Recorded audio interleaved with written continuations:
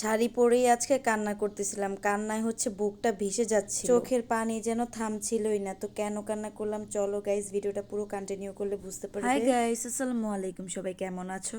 আশা করি সবাই ভালো আছো। আর হ্যাঁ, তোমাদের দোয়ায় আমিও আলহামদুলিল্লাহ অনেক অনেক বেশি ভালো আছি। দেখো ঘুম থেকে উঠে গেলাম, আমার ফেসটা সবাই ইগনোর করো, বিকজ আমার ফেসটা অনেক দুর্ভিক্ষ একটা অবস্থা হয়ে আছে। কেন দুর্ভিক্ষ হয়ে আছে জানো গাইস? আমি কালকে সারা রাত ঘুমাই, সকাল 7টা বাজে ঘুমিয়ে এখন হচ্ছে সকাল 11টার দিকে উঠে গেছি, বিকজ আমার বর বাসায় হচ্ছে 11টার দিকে উঠে গেছে আর আমি সাড়ে 11টার দিকে উঠে গেলাম। ওর পরেই হচ্ছে উঠে গেছি আমি। ও কোথায় যেন চলে গেছে, আমাকে দরজা আটকে তারপর চলে গেছে। বাহির থেকে একটা ছেলেকে ডাক দিয়ে দেখো দরজাটা খুলিয়ে নিলাম। ঘুম প্রপার হয়নি দেখে অনেক মাথা ব্যথা করতেছিল, ভাবতেছিলাম রান্না বান্না করেই ফেলি আজকে। পেঁয়াজগুলো অনেক চোখে জ্বালা করে কাটতে নিলে, যার কারণে হচ্ছে আমি আগে থেকে এটা সকালবেলা ভিজিয়ে রাখছি। আর এই দেখো আমার বিখ্যাত ঘরের অবস্থা কি, মানে এক একটা এক এক জায়গায় পড়ে আছে। এখানে দেখো থালাবাটি আদোয়া ছিল গত রাতে হচ্ছে, যেগুলা ছিল এগুলা ফেলে দিতে হবে। কিছুদিন যাবত আমি অনেক পানি ভাত করে ফেলতেছি, মানে আমার ভাত বেশি বসানো হয়ে যাইতেছে, তার কারণে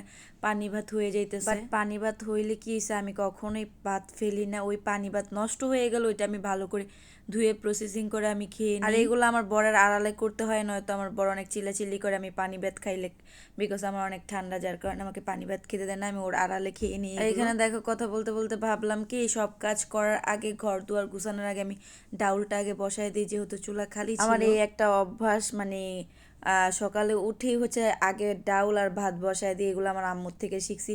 সেম কাজটা আমার আপুও করে, এই দুইটা কাজে তো কোনো প্যারা নাই, যার কারণে ডাউল আর ভাত আগে বসায় দিই, কোনো কুটাকাটি নেই, যার কারণে এগুলো বসায় দিই। দেখো ডাউল বসায় আইসে আমি ঘর দুয়ার গুছায় ফেলছি, আর এখন এটা দিয়ে কি করবো বলো তো? আমার কেন জানি না আজকে কাজ করতে ইচ্ছে করতেছে কাপড় পরে, বুঝতে পারতেছো গাইস? এই যে দেখো আমি কাপড় পরে আজকে কাজ করব, আমি জীবনে যেটা করিনি সেইটা আজকে ভাবলাম তোমাদের সাথে বিষয়টা শেয়ার করি। মানে আমি কাপড় পরে তারপর হচ্ছে সেজে গেজে তারপর হচ্ছে রান্না করব, ভাবা যায়? প্রাপ্তবয়স্ক মহিলার মতো করে আমি মানে কাজ করব। তো বইলো তো গাইস, আমাকে হচ্ছে আজকে কাপড় পরে কেমন লাগছে? একদম লাগতেছে না বউ বউ, মনে হচ্ছে কি একটা বয়স্ক মহিলা, মানে প্রাপ্তবয়স্ক একটা মহিলা। যদিও আমি প্রাপ্তবয়স্ক অবশ্যই, দেখে মনে হচ্ছে কি 30-35 বছরের একটা মেয়ে হচ্ছে এরকম করে সেজে গেজে রইছে। বাট আমার আজকে অনেক ভালো লাগতেছিল কাপড় পরে, যদিও একটু হ্যাসেল হয়েছে, বাট মনে মনে অনেক আনন্দ লাগতেছিল। যতই কষ্ট হোক না কেন, আমি হচ্ছে আজকে কাপড় পরেই আমি কাজগুলো করবো আর তোমাদের সাথে বিষয়টা শেয়ারও করবো। দেখো আমি হচ্ছে ঠিক করে কাটাকুটিও করতে পারতেছিলাম না কাপড় পরে, বাট তাও আমার এখন যখন আমি এডিটিং করতেছি, আমার দেখে মাশাল্লাহ আমার নিজেকেই বলতে মন চাইতেছে যে মাশাল্লাহ মাশাল্লাহ অনেক সুন্দর লাগছে। জানো আমার মতোই আমার শাশুড়ি আমাকে হচ্ছে খাবার দিতে আইসা এত হ্যাপি হইছে, বাসায় এসেই যখন আমাকে এই অবস্থায় দেখছে, দেখে বলতেছে মানে ঘরে ঢুকেই হচ্ছে সালাম দিতেছিল যে আসসালামু আলাইকুম আম্মা, আপনার অনেক সুন্দর লাগতেছে, মাশাল্লাহ মাশাল্লাহ। মানে উনি খুশিতে আত্মহারা হয়ে যাইতেছিল।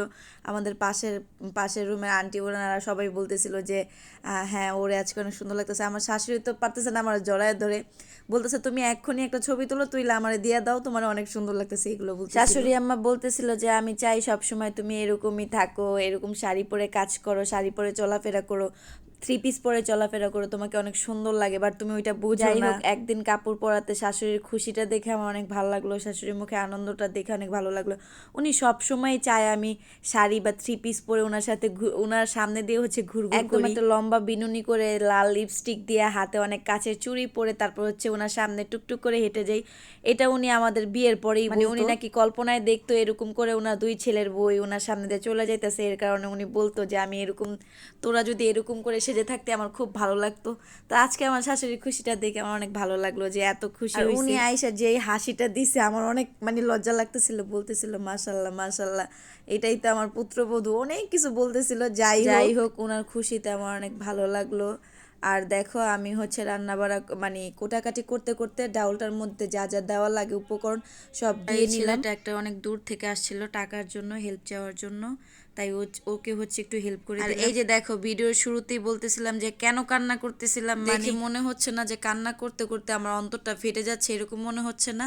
আর এই দেখো কান্নার রিজন, আমার বরের দোকানের পেঁয়াজগুলো এত খারাপ, আমার বর আমাকে কান্না করাইতে পারে না দেখা পেঁয়াজগুলো আমাকে কান্না করাইলো, এত পরিমাণ কান্না। যাই হোক পেঁয়াজ মামা কান্না করায় লাভ নাই, বিকজ এগুলো আমার ফেক কান্না, আসল কান্না না, তুমি আমাকে আসল কান্না কখনোই করাতে পারবে না। আর এইখানে আমি ঝাড়ু নিয়ে বলতেছিলাম যে এইটাই মেয়েদের আসল কাজ, জীবনে যত কাজ থাকুকই না কেন, এই ঝাড়ু দেওয়া তারপরে ঘর পোছা এগুলো তোমাদের জীবনে থাকবে। আয়নার সামনে দাঁড়িয়ে দাঁড়িয়ে বলতেছিলাম যে যত সুন্দরী হও না কেন, যত রূপবতী গুণবতী হও না কেন, যত লাখপতি হও না কেন, মেয়েদের জীবনে এইসব কাজ এগুলা একদম ন্যাচারাল, তো কোনো ঢং করে লাভ নেই। এগুলো মিররের দিকে তাকিয়ে বলতেছিলাম আর অনেক হাসি পাইতেছিল গাইজ। যাই হোক, মেয়েদের কাজ এগুলো করতে হবে, কিছু করার নাই, আজীবন করে যেতে হবে, তাতেও কিছু করার নাই। হ্যাঁ, অনেকে টাকা পয়সা হইলে মানুষ দেয়া করে, বাট নিজের ঘরের কাজ নিজের ঘরের কাজ, যতক্ষণ নিজের সংসারের কাজ নিজে না করব ততক্ষণ হচ্ছে মনটার মধ্যে খুঁতখুঁতি লেগেই থাকবে। আর নিজের কাজ নিজে করাই ভালো আমার মতে। এতে করে শরীর স্বাস্থ্য মন একদম সব ভালো থাকে, নিজেও মানে দেখে নিজের কাজ দেখে স্যাটিসফাই হওয়া যায়, কারোর উপর চিল্লাচিল্লি করা লাগে না, কিছু বলা লাগে না যে এইটা হয়নি ওইটা হয়নি। নিজে যদি করি ঠিকঠাক মতোই করি, মানুষকে আর হুকুম দিতে হয় না যে এইটা করো এইটা হয়নি ওইটা হয়নি, এইসব কোনো কথাই বলা লাগে না। আর দেখো, কথা বলতে বলতে এখানে আমি হচ্ছে ঘর পুছতেছিলাম। মনে হয় বিগত 4-5 দিন পরে ঘর পুছছি, বিকজ আমার ঘর ডেলি পোছা হয়, আমি না পুষি দেখে যে পোছা হয় না এরকম কিন্তু মানে আমার ঠান্ডার কারণে সব সময় আমার বরই কিছুদিন ধরে হচ্ছে পয়সা দেয়, একদম মনে করো 4-5 দিন ধরে হবে যে ও হচ্ছে পয়সা দেয়। আজকে যেহেতু ও কাজের জন্য ঘরে নাই, যার কারণে ভাবলাম থাক আর ওর জন্য অপেক্ষা না করে আমি করে ফেলি, বেচারা তো 4-5 দিন ধরে করছি। একটু আমার ঠান্ডাটা কমছে, যার কারণে ভাবলাম না ওর জন্য আর অপেক্ষা না করি, নিজের কাজ নিজেই করে ফেলি, ওনাকে আর বিরক্ত না করাই ভালো। কাপড় পরে কাজ করতে এত বিরক্ত লাগতেছিল, বাট এক হিসাবে আবার ভালোও লাগতেছিল যে না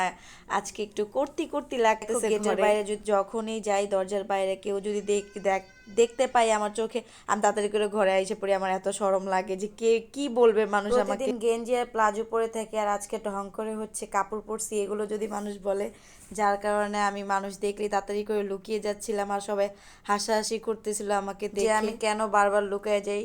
আর এইখানে দেখো মাছটা ভেজে নিলাম, আমার শাশুড়ি হচ্ছে আবার আসছিল, মাছ দেওয়া গেল উনার বাসা যেহেতু ফ্রিজ, তো ওই উন থেকে আর কি, আমি যেহেতু কাপড় পরা আর আমার বড়ও নাই, আজকে আমার রান্না করতে করতে লেট হয়ে যাইতেছিল, বিকজ আমি মাছ আনতে পারতেছিলাম না, মাছটা হচ্ছে শাশুড়ির বাসা আর আমিও কাপড় পরা কে আনবে, ওনারা অপেক্ষা করতেছিলাম। তারপরে আমার শাশুড়ি আসার পরে ওনারা আমি আবার পাঠাইছি, সে হচ্ছে আইসা দিয়া যাওয়াতে হচ্ছে আমি রান্না বান্নাটা মানে করতে পারলাম, নয়তো হচ্ছে আজকে করতেই পারতাম না, সেই কখন আসতো আর কখন রান্না করবো এই চিন্তায় হচ্ছে। আর আমার হচ্ছে রান্না বান্না করতে করতে একদম লেট হয়ে গেছিল, একদম মাগরিবের আজানের 5 মিনিট আগে আমার রান্না শেষ হয়েছে, যেহেতু আমি মাছ আনতে পারিনি কাপড় পরার কারণে, এর জন্য এরকম হয়েছে। গাইজ আমি হচ্ছে কাপড় পরে তারপর নামাজও পড়ছিলাম, যদিও নামাজ পড়তে একটু কষ্ট হয়েছে, বাট ভালোই লাগছে কাপড় পরে।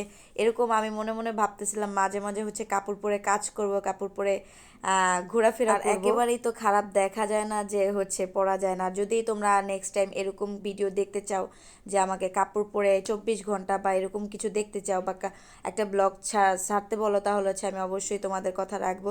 যদি এরকম কেউ দেখতে চাও তাহলে হচ্ছে আমাকে কমেন্ট করে জানাবে, আমি অবশ্যই তোমাদের কথা বলতে বলতে আমার রান্নাটা প্রায় শেষ। তো আজকের ভিডিওটা এই ফেসবুক পেজ থেকে ভিডিওটা দেখতেছো, পেজটা ফলো করবে, লাইক কমেন্ট শেয়ার করবে, আর ইউটিউব চ্যানেল থেকে যারা দেখতেছো অবশ্যই চ্যানেলটা সাবস্ক্রাইব করবে। বাই বাই গাইস, আল্লাহ হাফেজ।